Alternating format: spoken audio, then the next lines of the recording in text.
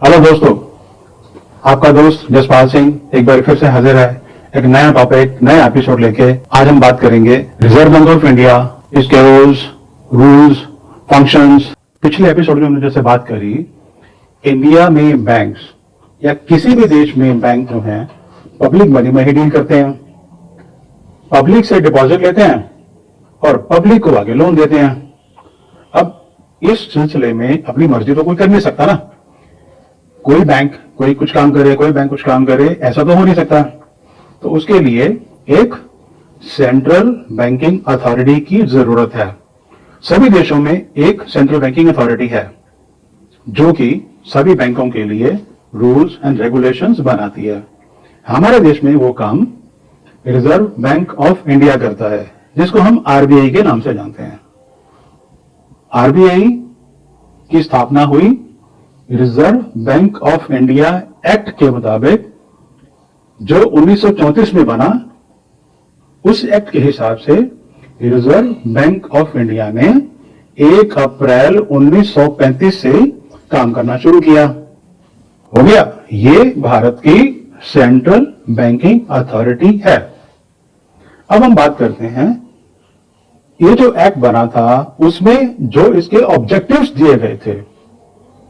सबसे पहला जो ऑब्जेक्टिव था वो ये था, भारत में, भारतीय इकोनॉमी में मॉनेटरी और एक फाइनेंशियल स्टेबिलिटी बनाए रखना। दूसरा जो ऑब्जेक्टिव था वो ये था, ऑप्टिमम लेवल पर ना ज्यादा ना कम नकदी और क्रेडिट फ्लो बनाए रखना। तीसरा जो one of the most important objective ये था, पेमेंट और सेटलमेंट सिस्टम जो इंडिया का है वो किसी भी देश के लिए बहुत जरूरी है, बहुत इंपॉर्टेंट रोल प्ले करता है। उसको सेफ, सिक्योर और एफिशिएंट कैसे बनाना है, वो आरबीआई का ऑब्जेक्टिव है। अब ये ऑब्जेक्टिव्स पूरे करने के लिए आरबीआई क्या करता है, अब हम वो बात करेंगे। ये आ गए आरबीआई के फंक्शंस या रोल। सबसे पहला, जैसे हमने बात करी, आरबीआई एक ने इंश्योर करना है financial and monetary stability of India. कैसे इंश्योर करेगा, वो एक्ट करेगा as a monetary authority. Bharat में, भारतीय इकोनॉमी में ऑप्टिमम लेवल पर कैश और क्रेडिट फ्लो बनाए रखना है। अब कैसे बनाना है, उसके लिए आरबीआई के पास कुछ टूल्स, कुछ रूल्स, डायरेक्ट और इनडायरेक्ट रूल्स हैं। अब डायरेक्ट रूल्स में दो आते हैं, सीआरआर और SLR, means cash reserve ratio और स्टैट्यूटरी लिक्विडिटी रेशो। इनको कंट्रोल करके आरबीआई भारत में, भारतीय इकोनॉमी में ये इकोनॉमिक स्टेबिलिटी बनाए रखता है, ताकि कैश और क्रेडिट फ्लो एडिक्वेट या ऑप्टिमम लेवल बना रहे। और जो इनडायरेक्ट रूल्स हैं वो है repo rate, reverse repo rate, bank rate या ओपन मार्केट ऑपरेशंस। अब आप थोड़े हैरान हो रहे होंगे, ये जो 5-6 टर्म मैंने बात करी है, ये भी क्या चीज है, ये हम डिटेल में अगले एपिसोड में बात करेंगे। अब हम दूसरे फंक्शन की ओर जाते हैं। दूसरा फंक्शन ये है भी, आरबीआई के पास ही भारत में अथॉरिटी है करेंसी इश्यू करने की। RBI acts as a issuer of currency. Optimum level पर कैश नकदी बनी रहे, क्लीन नकदी बनी रहे, ये आरबीआई का रोल है। तीसरा जो रोल है आरबीआई का, या तीसरा फंक्शन कह लीजिए आप, वो ये है एक banker to the government.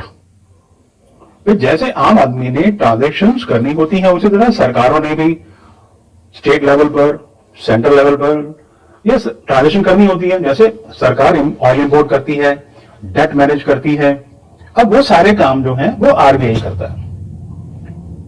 Okay, चौथा जो काम है वो ये है, it acts as a banker to the banks.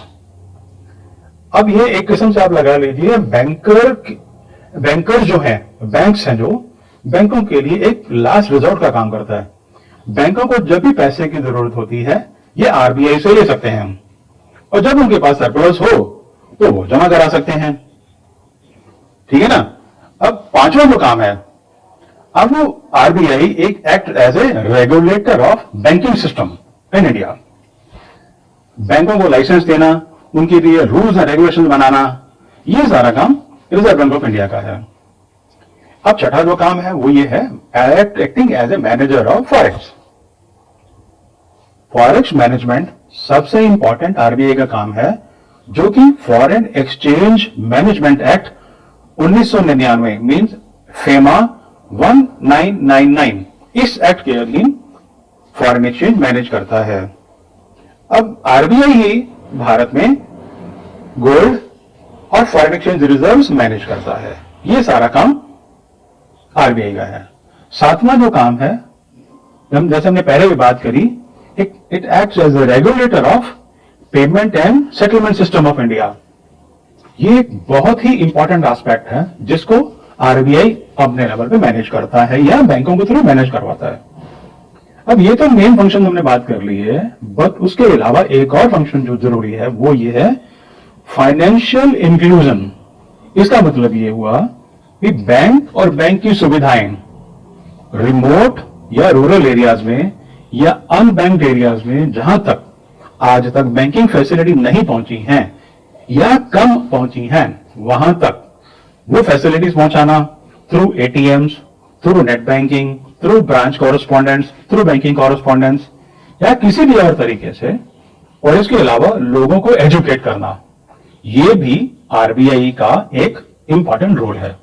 अब आप समझ गए होंगे आरबीआई का ऑब्जेक्टिव्स क्या था और जो उसके फंक्शन और रूल्स वो क्या थे और रूल्स क्या थे। हम अब यही इसको खत्म करते हैं इस एपिसोड को। अगले एपिसोड में और डिटेल में इसके बारे में बात करेंगे। धन्यवाद, थैंक यू, नमस्कार, सत श्री अकाल, गुड बाय।